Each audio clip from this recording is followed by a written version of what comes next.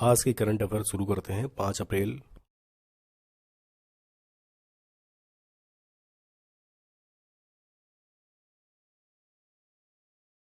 और देखते हैं आज क्या क्या।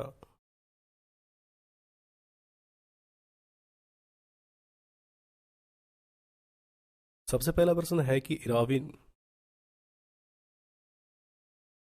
इराविकुलम राष्ट्रीय उद्यान कहाँ है। मन्नार केरल में है या उत्तराखंड के नैनीताल जिले में है या चमोली गढ़वाल में है या असम में है।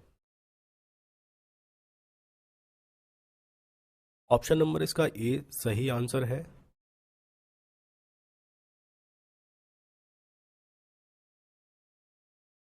उन्नीस में नीलगिरी तहत के स्वदेशी आबादी की रक्षा के इरादे से अभ्यारण्य घोषित किया गया इसे।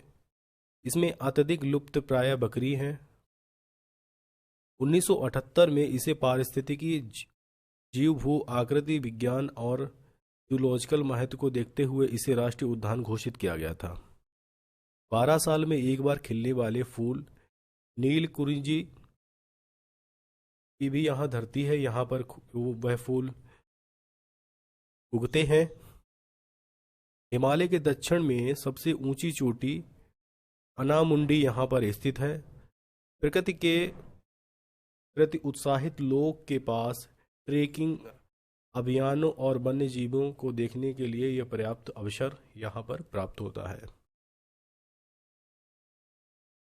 Jim Corbett national park Bharat का यह पहला राष्ट्रीय पार्क था। 1936 में ये हैली राष्ट्रीय उद्यान के नाम से ये प्रसिद्ध था, जिसे अब जिम कॉर्बेट नाम दे दिया गया है। ये उत्तराखंड में है।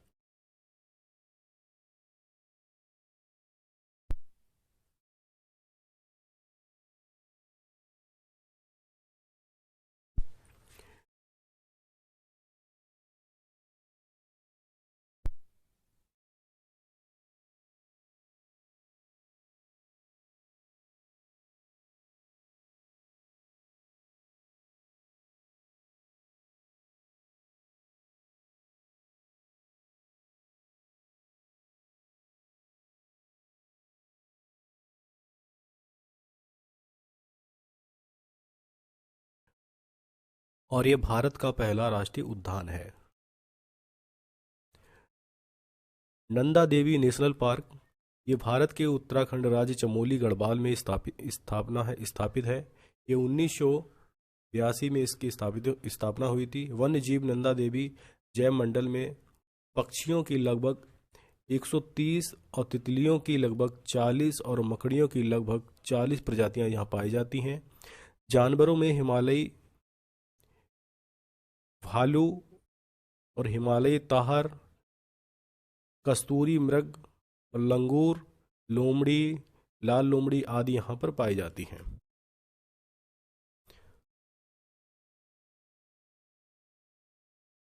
इसके बाद आता है दिहिंग पटाकाई राष्ट्रीय उद्यान। ये भारत के असम राज्य में तिनसुकिया जिले में लगभग 231.65 वर्ग किलोमीटर में विस्तारित है। इसको 13 जून 2004 को वन्य अभ्यारण्य घोषित कर दिया गया था। ये 13 दिसंबर 2020 को असम सरकार ने इसका विस्तार बढ़ाकर राष्ट्रीय उद्यान इसे घोषित बना दिया। ये भारत के नवीनतम राष्ट्रीय उद्यान में से एक है। बाकी है ये देख लेना। भारत का सबसे बड़ा राष्ट्रीय उद्यान हेमिस राष्ट्रीय उद्यान है और देहिंग पटकाई नेशनल पार्क तथा रायमोन नेशनल पार्क भारत के नवीनतम ये राष्ट्रीय उद्यान है। पहला भारत का राष्ट्रीय उद्यान 1936 में हैली राष्ट्रीय उद्यान, जिसे जिम कॉर्बेट राष्ट्रीय उद्यान कहा जाता ये है। भारत में लगभग 104 राष्ट्रीय उद्यान और 551 वन्यजीव अभ्यारण्य और 131 समुद्रीय संरक्षित क्षेत्र और 18 बायोस्फीयर रिजर्व और 81 संरक्षण रिजर्व और 127 सामुदायिक रिजर्व है। अगला देखते हैं।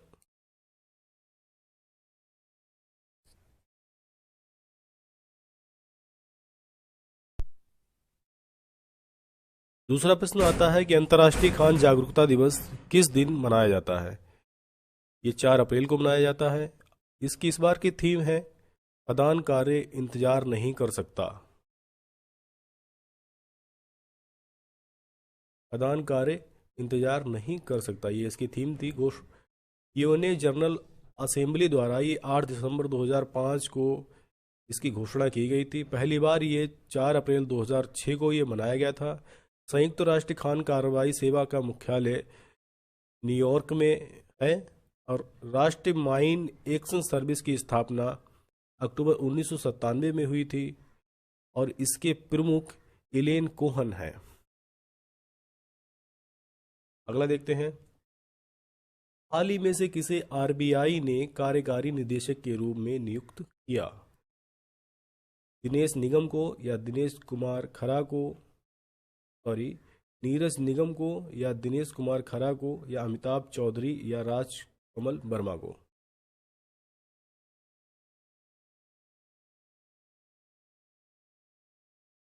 आरबीआई ने हाल ही में अभी नीरज निगम को चुना है, नियुक्त किया हुआ है। आगे देखते हैं। 3 अप्रैल को भारतीय रिजर्व बैंक आरबीआई ने घोषणा की है कि नीरज निगम को एक नए कार्यकारी निदेशक के रूप में नियुक्त किया है। निगम पहले बैंक के भोपाल कार्यालय में क्षेत्रीय निदेशक थे, अब ईडी के रूप में उनके नए पद पर कार्य संभालेंगे। आरबीआई ने यह प्रेस वार्ता में बात की है। और दिनेश कुमार खरा ये भारतीय स्टेट बैंक के प्रमुख वर्तमान में प्रमुख हैं। राजकमल वर्मा ये 9 अगस्त 2016 से यूनियन बैंक ऑफ इंडिया के कार्यपालक निदेशक हैं। देखते हैं। कौन दो देश वायुसेना कोप इंडिया लड़ाकू प्रशिक्षण अभ्यास में शामिल होंगे? अमेरिका और भारत, या भारत और चीन, या अमेरिका और चीन, या फिर नेपाल और चीन?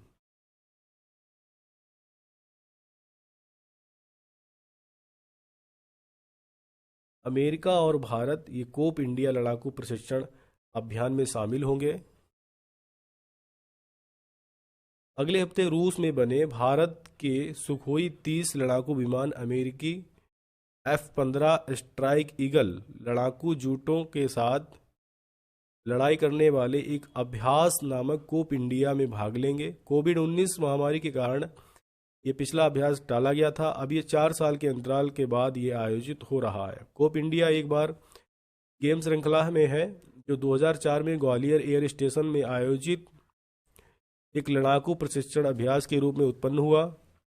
सालों के अंतर्गत अभ्यास में विभिन्न प्रशिक्षण गतिविधियों को शामिल किया गया। विषय वस्तु विशेषज्ञ एक्सचेंज, एयर मोबिलिटी प्रशिक्षण, एयर ड्रॉप प्रशिक्षण और बड़ी संख्या में अभ्यास शामिल हैं। इसके अलावा लड़ाकू प्रशिक्षण अभ्यास और पिछले संस्करण का अभ्यास 2019 में आयोजित किया गया था। अगला देखते हैं। मानव वन्यजीवी संघर्ष और सह अस्तित्व पर अंतर्राष्ट्रीय सम्मेलन का आयोजित किस स्थान पर किया गया? ब्रिटेन और के ऑक्सफोर्ड में, या अमेरिका में, या भारत, या फिर अफ्रीका में? इसका सही आंसर है ब्रिटेन के ऑक्सफोर्ड में।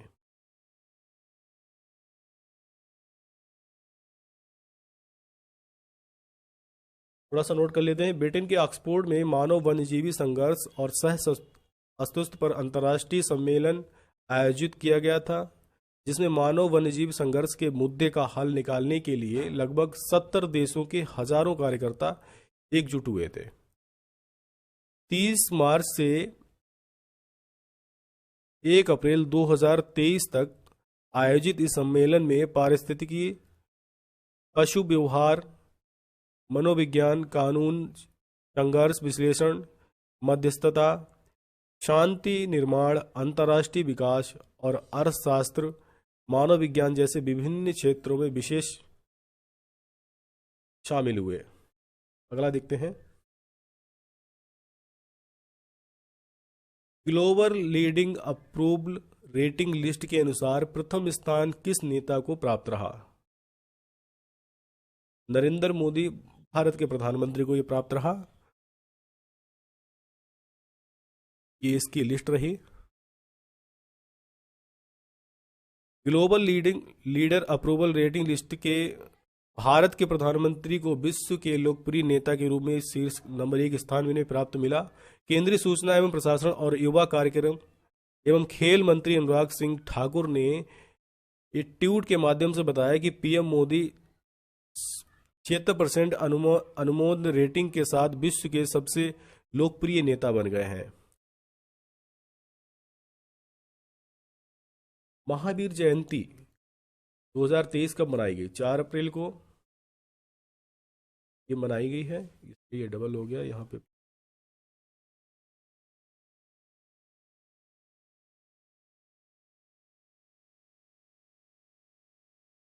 इनका जन्म 599 वर्ष पहले वर्धमान में जन्म हुआ था।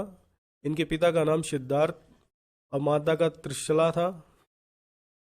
महावीर की मृत्यु पावपुली जिला नालंदा बिहार में हुआ था। और इस बार जो जयंती मनाई जा रही है 24वीं तीर्थकर जयंती मनाई जा रही है। अगला देखते हैं। राष्ट्रीय समुद्री दिवस कब मनाया जाता है? 5 अप्रैल को, या फिर 5 मार्च को, या फिर 5 जनवरी को, या फिर 5 फरवरी को?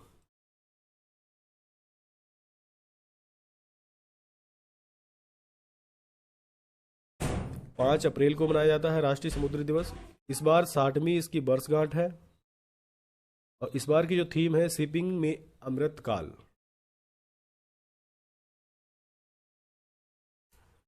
महिलाओं के सशक्तिकरण से संबंध G20 समूह की दूसरी बैठक कहां आयोजित हुई? केरल में ये आयोजित हुई। बैठक का आयोजन महिला और बाल विकास मंत्रालय ने किया।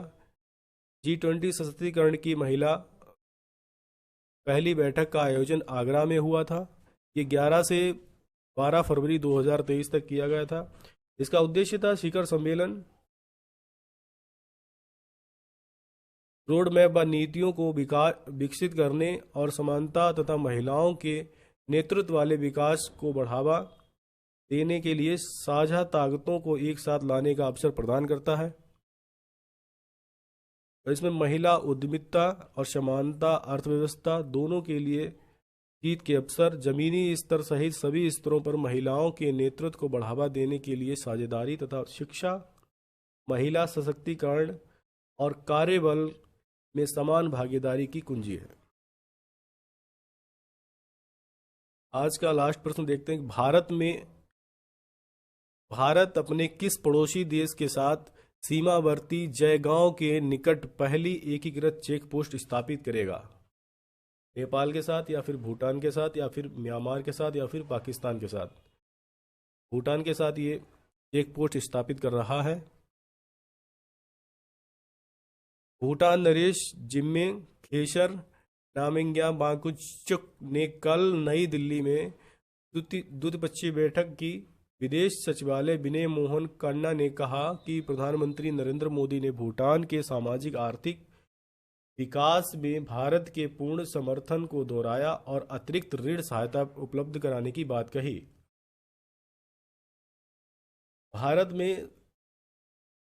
भारत से स्थलीय सीमा लगभग 7 देशों से मिलती है। अफगानिस्तान से, पाकिस्तान से और भूटान से, नेपाल से, चीन से, म्यांमार और बांग्लादेश से। भारत का सबसे बड़ा पड़ोसी देश चीन है।